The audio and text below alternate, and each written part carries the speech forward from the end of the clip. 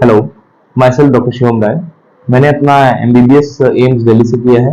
मैंने अपना masters degree MS degree PGI Chandigarh से किया है। सीनियर रेजिडेंसी मैंने पीजीआई चंडीगढ़ से किया है।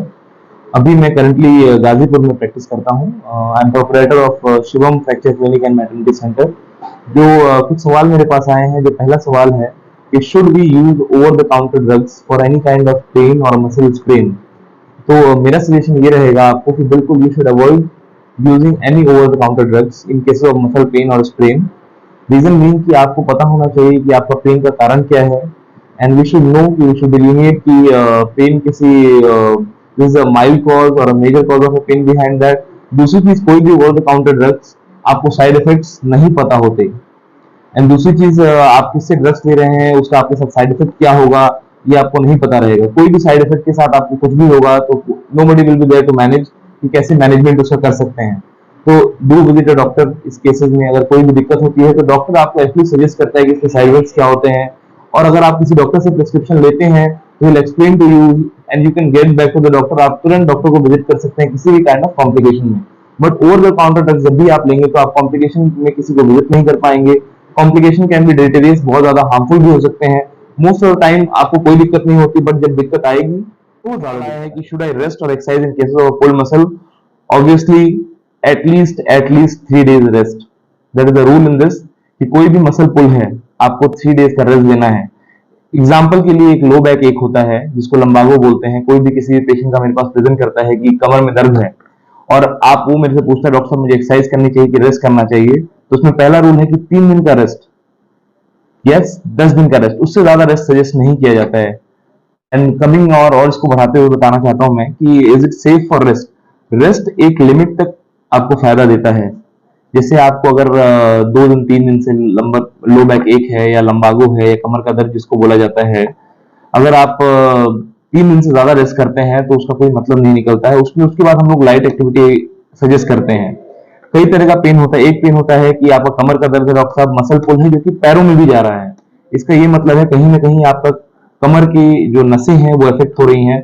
इसका मतलब है कि आपको कहीं ना कहीं रेस्ट का ड्यूरेशन बढ़ाना पड़ेगा। अगर ये दर्द केवल कमर कमर तक सीमित है या कमर का दर्द है जो कि आपको रेस्ट करने से आराम मिल रहा है, पैरों में नहीं जा रहा है, तो इसकी जो निर्धारित सीमित बोला जाता है कि रेस्ट कितना लेना है, तो आपको 3 दिन से लेकर 10 दिन का रेस्ट, कंप्लीट बेड रेस्ट बोला जाता है। उसके बाद अपनी रूटीन एक्टिविटी में आइए। आगे झुकने का काम, जमीन पे बैठने का काम, थोड़ा सीढ़ी चढ़ने का काम हम लोग अवॉइड करने को बोलते हैं इन चीजों में। और इसका विस्तृत रूप से और भी चीजें आपका सवाल है। फिर अगला जो सवाल आपकी तरफ से है, is it safe for me to massage a muscle strain.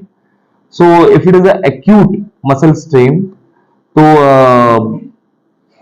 Up to certain limit एक हद तक आप मसाज दे सकते हैं, ठीक है, in pulled muscle.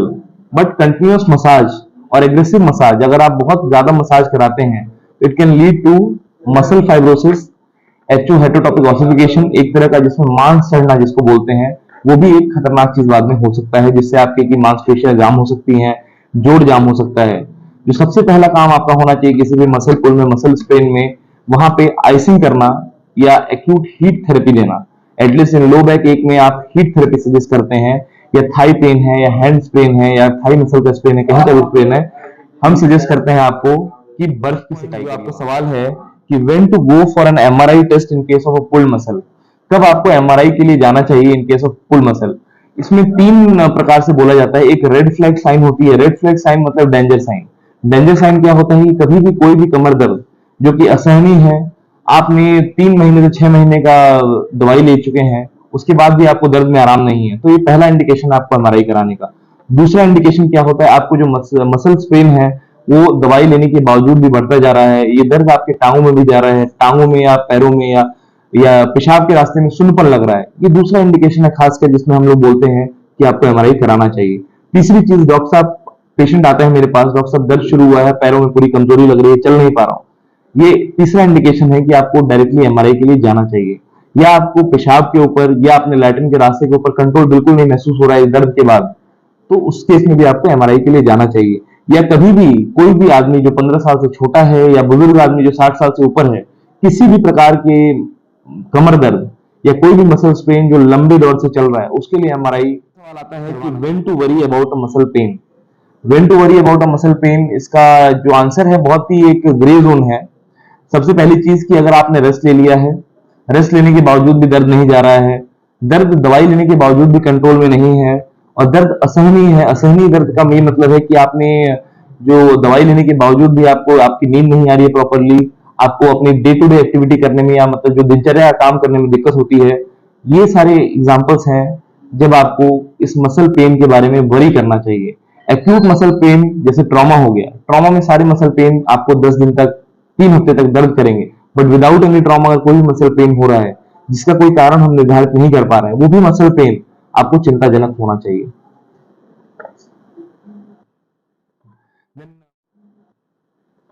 Then going on to the next point, your question is self-care tips to manage muscle strain better.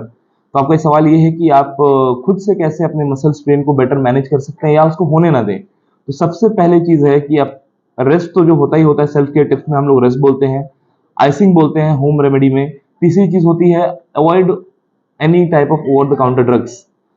Third thing is कि आप अपने मसल टोन को हमेशा इसको ना होने को बचाने के लिए क्या करना चाहिए, अपने मसल टोन को मेंटेन रखिए, अपनी डेली लाइफ में थोड़ी मूवमेंट रखिए, किसी भी प्रकार की एक्सरसाइज में एंगेज होना ही होना है आपको। डेली अपनी बॉडी को 15 से 20 मिनट देना ही देना है, किसी भी, चाहे इट इज एरोबिक एक्सरसाइज और it is a muscle strengthening exercise, आपको डेली कुछ एक्टिविटी करना है 15 से 20 मिनट के लिए, जिससे आपकी डेली मसल टोन मेंटेन हो, आइसोटोनिक मसल्स मेंटेन रहे। तीसरी चीज जो हम लोग जनरली सजेस्ट करते हैं being orthopaedician is isometric exercises. Isometric exercises क्या होती हैं, जिसमें कि आप विदाउट वेट उठाए आप ऐसी एक्सरसाइज, स्ट्रेचिंग एक्सरसाइज करते हैं जिससे कि आपको मसल टोन मेंटेन रहती है, जिससे कि आपकी इंजरी के चांसेस या मसल स्ट्रेन के चांसेस कम रहते हैं। तो ये कुछ होम रेमेडीज हैं या आपकी सेल्फ केयर टिप्स हैं जिससे कि आप बेटर अपने मसल स्ट्रेन को मैनेज कर सकते हैं।